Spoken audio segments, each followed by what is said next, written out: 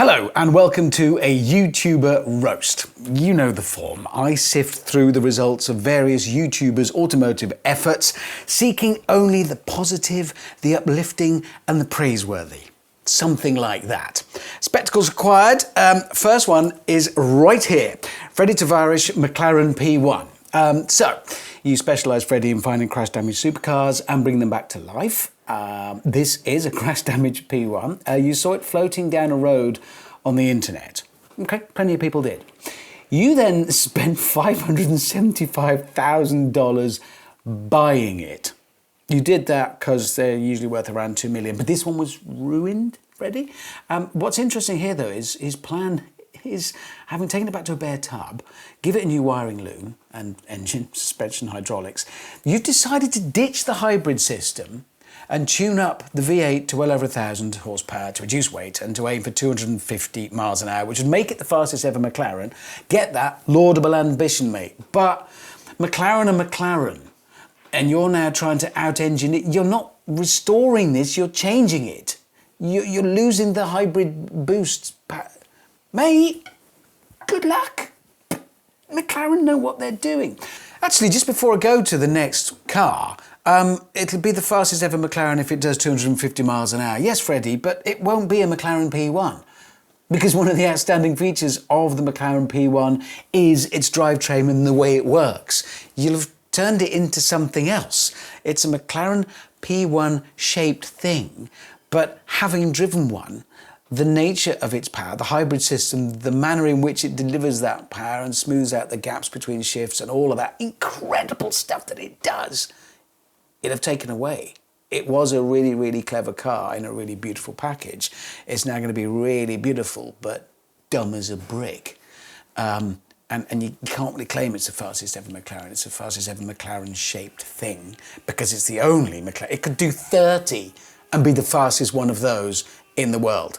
I don't want to undermine your achievement should you ever achieve it, but I just did. AutoAlex has got his Ferrari 360, which you claim is Clarkson's Ferrari. It featured in one of his DVDs. You've bought an old Ferrari because a fat man once sat in it. Well done. It was badly crashed by a bank robber, apparently, so bad that you found half of the floor pan in a skip around the back of the previous owner's garage. You spent somewhere between £22,000 to £25,000 on this, which makes it the cheapest Ferrari 360 potentially in the world. Yes, it does. It's also ruined and at best a death trap. It needs a complete resto, which, Alex, you're not going to do.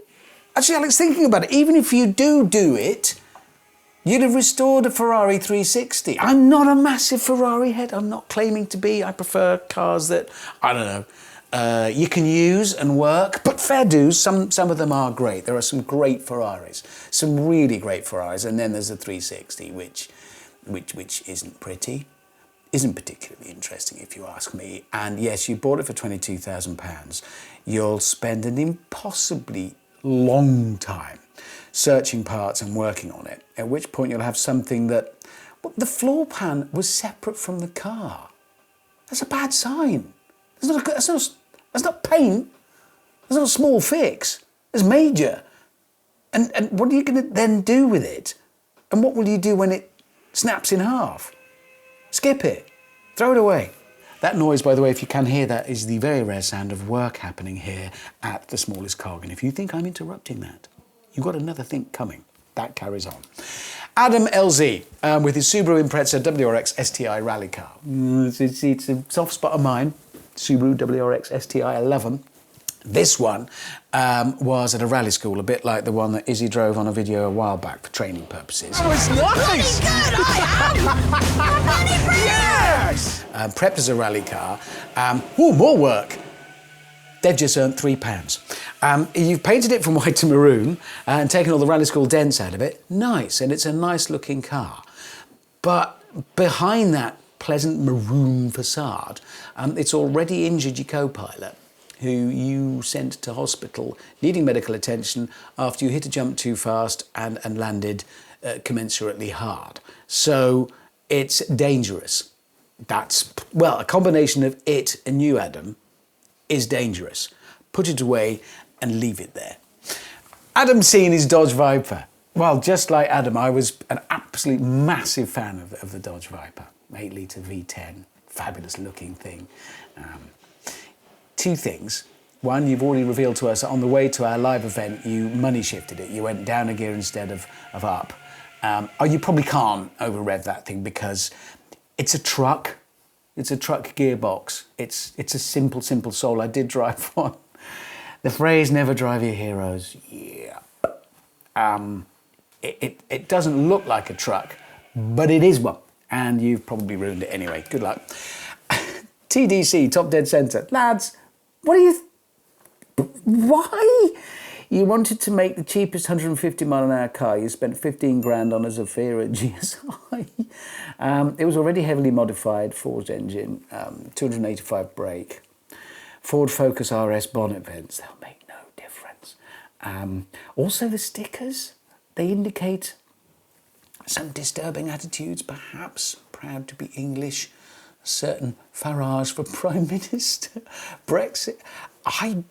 I wouldn't have done that. It's only 1,500 quid, but for that you could have bought a nice pen, a lot of penny chews, anything but a Zafira GSI. You did, however, take it to the Autobahn to achieve 150 miles an hour, and it didn't. So it's throw it away. Actually, have a look at yourselves, boys. I like what you're doing. It's great.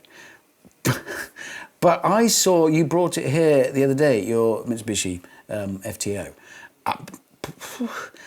You're willfully going for things that you can get because nobody else wants them. They'll always be out there, those cars, to be restored, to be found, uncovered and restored. The reason they're always out there is everybody else has seen it and thought, ooh, I don't... It's a bit like if you're walking down the pavement and thinking, oh, I don't want to step in that. Everybody else walks round it, you leap in it with both feet. Think, yeah, I got it. Nobody else wanted it. Leave it where it was. Important life lesson. You're only young. You need to know this as you progress forward with your automotive media careers. Think of me as a kindly old grandfather. Garbage. Donut Media, this is insanity. What is wrong with you? You spent $500 on a Civic, which you've said was grandma spec. And you're going to throw all of this at it, so $4,000 on suspension, $5,000 on brakes, a $10,000 spoon engine, a $10,000 Recaro interior, $5,000 intake. Oh, so your claim is that with all of those parts, it's now a $50,000 Civic. It isn't. It's a pile of crap, and you've got about $50,000 worth of parts. The parts were worth money until you attach them to that. If there were a prize for the most highly polished and gilded turd, you got it. But there isn't, so you haven't. What do you throw in the canal? Throw the money in the canal. Give it to somebody, anything. That's utterly pointless. Now we come finally to this is a worthwhile project. Another, not strictly speaking, YouTuber. It's from here, from the smallest cog. This is the RollsRoyce Wraith that belonged to Field Marshal Montgomery. After D-Day, the original actual D-Day 80 years ago, this was his staff car. It was the first non-armoured vehicle up the beach. And it was used whilst he was based at the chateau to plan the push into Europe. It came to us from the MOD requiring restoration. We didn't realise how much. I don't think the MOD did either when they came to visit us, and we're talking a brigadier, expecting to see the car with a few patches of paint sanded off, ready to be, and he saw it completely without paint. He wasn't entirely pleased. It was an unbelievably tight deadline. We had no choice but to meet it because the great and good, including many of the world's leaders, were gathering to celebrate and commemorate the 80th anniversary of D-Day, and this car had to be there. And if you watch the TV show about my workshop on Discovery Plus, you will see this car being restored, returned to Normandy. We took it to the chateau where Monty had his base, from where he planned the events that would, many of us would agree, save the free world. We drove it at the head of a convoy of original military vehicles, and it was exciting and moving and profound, and a wonderful thing to have been part of. And you can see it, link in description, to see my show on Discovery Plus, Richard Hammond's Workshop. We're very proud of our work.